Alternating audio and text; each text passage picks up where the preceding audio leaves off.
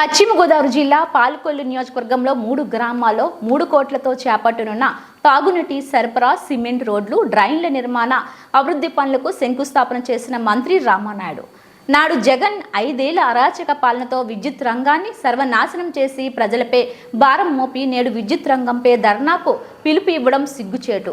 గత వైసీపీ ప్రభుత్వ 5 ఏళ్లలో 9 సార్లు విద్యుత్ ఛార్జీల పెంపుతో పాటు ట్రూ ఆఫ్ ఛార్జీలు అంటూ 16,000 కోట్లు ప్రజలపై భారం మోపింది జగన్.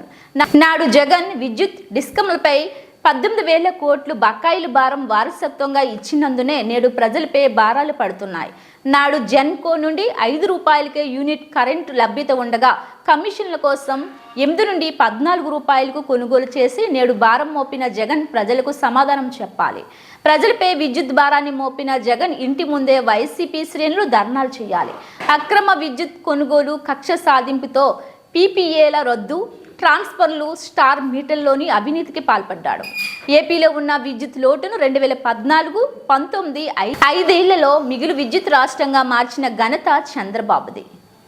గత చంద్రబాబు పాలనలో విద్యుత్ ఛార్జీలను పెంచకపోవడమే కాకుండా నాణ్యమైన విద్యుత్తును అందించాం.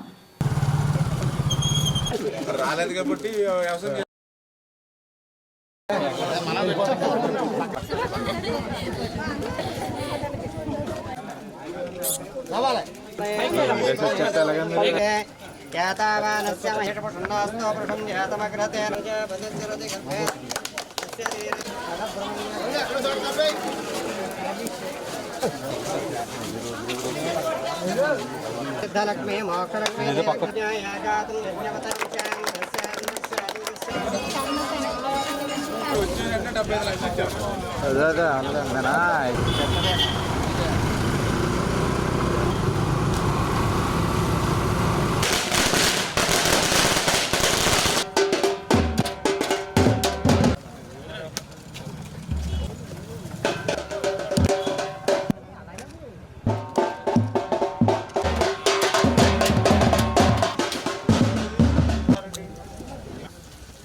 ఓకే, మరి